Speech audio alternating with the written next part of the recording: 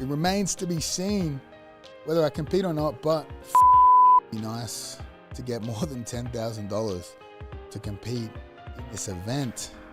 And obviously I have to win it. Guys, I make more money selling dick. I make more money doing ad reads on a podcast. I make more money doing seminars. I make maybe 5-6 times that amount of money in instructionals every month. So for me to do this, why would I do this? If you haven't heard, Greg Jones is shaking up the jiu-jitsu community again, this time by taking aim at the biggest grappling event in the world, ADCC, and its organizer, Mo Jassim. He's been poking fun at the low fighter pay and trying to raise awareness on how insignificant the fighter purses really are at this event. Craig started this by responding to fans asking if he'd be competing again at this year's ADCC tournament at T-Mobile Arena in Las Vegas. Craig responded initially by saying that he's on the fence, but has since ducked out of the competition. Here's him in his own words.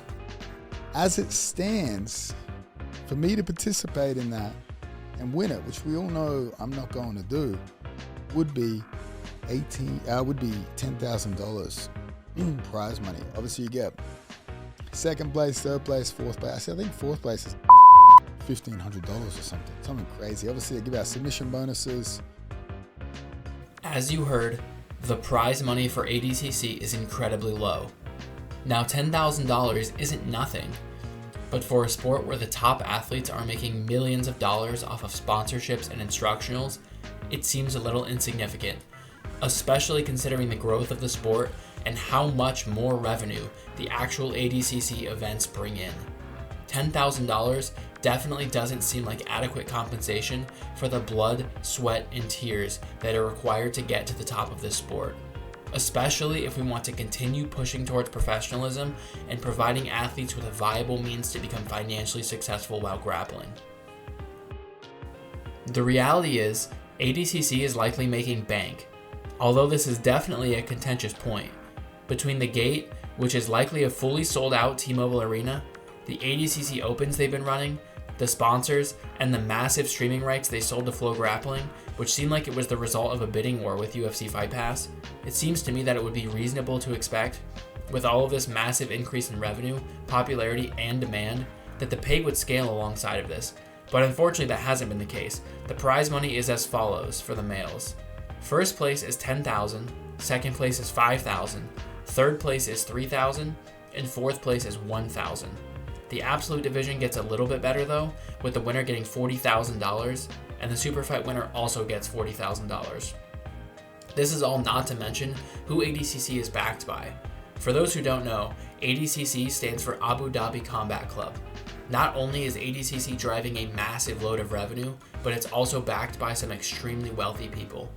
Although the original organizers also sank a large sum of money into ADCC before the massive increase in popularity without a return on their initial investment. The event itself is also incredible.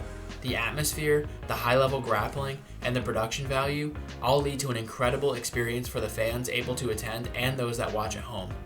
It makes it all the more perplexing why the athletes themselves are paid so little. There's currently tickets being listed for resale for $5,000. The pair of these tickets are literally worth the first place prize money of any division. That just seems insane to me. The ADCC organizers, including Mo Jassim, have responded to this criticism by claiming that ADCC is not profitable, and instead is actually running at a massive loss. Now there's definitely something to be said about making sacrifices while the sport grows. Mo has been talking about how the long-term goal for ADCC is to attract as many eyeballs as possible in order to attract big-name sponsors. Now this definitely seems like a very legitimate reason for radically increasing the cost of ADCC. It seems like one of the most prioritized expenses though, that should be scaling with this increased financial burden of running the event, is fighter pay. Craig has poked fun at how even the drummers make more than the athletes. And while this is hilarious, it also puts a perfect spotlight on the point. If ADCC can afford to pay so much in production costs, surely they can disperse some of this increased production cost into fighter pay. Mo has claimed on his live stream that he's working on it, but commented how it's difficult to explain to the organizer, who has taken millions of dollars in losses over the course of years, to increase fighter pay due to some people on the internet complaining. This is all to say that there's definitely two sides to this argument, Mo definitely makes some solid points and has publicly claimed that he'd be willing to talk to Craig, but this so far has failed to materialize. My bad, guys. I'll still be at ADCC. I'll just be sort of taking on a different role. I don't know if you remember the guys playing the bongos, playing the drums last time. Well, turns out, after further inspection, these guys get paid more to participate than the grapplers. So I will be at ADCC. I will be playing the goddamn bongos this time. Fighter pay has also been a constant sore spot in MMA. If you somehow haven't heard, the UFC is in a similar situation, where they are routinely criticized for low fighter pay. Dana White is constantly under attack for underpaying athletes, while the UFC generates billions in profits. Even the current champion, Alexandre Pantoja, was resorting to driving Uber to make ends meet for his family before securing his championship. Jake Paul was causing waves recently, speaking out criticizing the UFC and how they handle fighter pay.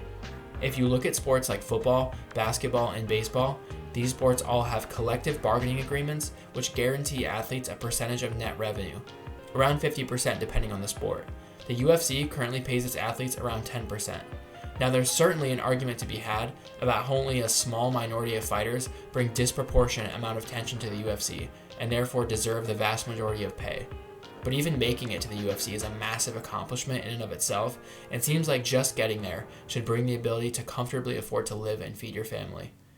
Look at benchwarmers in other sports. Sure, they aren't making tens of millions, but they're definitely still bringing hundreds of thousands of dollars, and if they're able to ride the bench long enough, they'll still see millions of dollars of pay over the course of their career.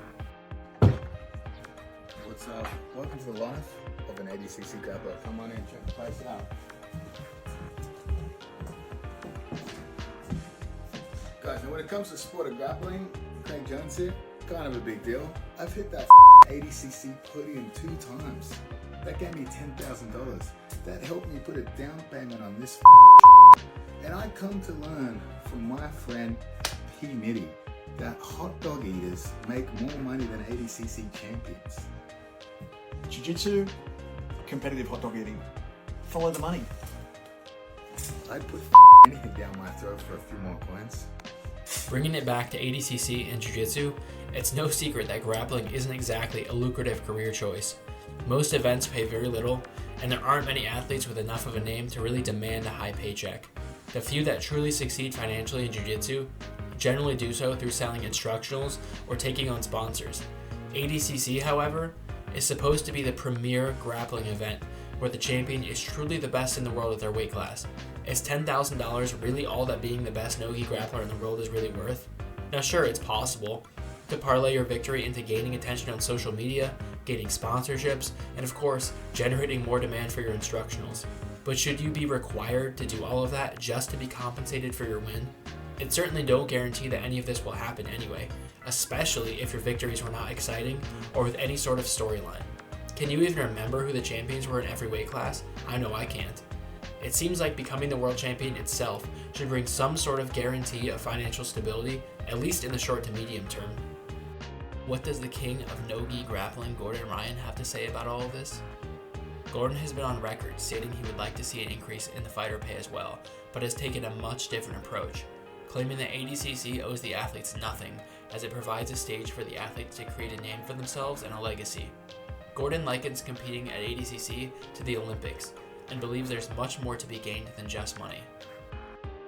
Given that nothing has changed yet, and the most financially successful jiu-jitsu athletes have been keeping their mouths shut in terms of criticism so far, it seems like nothing is likely to change without someone being willing to die on their sword by calling out the ridiculous pay or refusing to compete.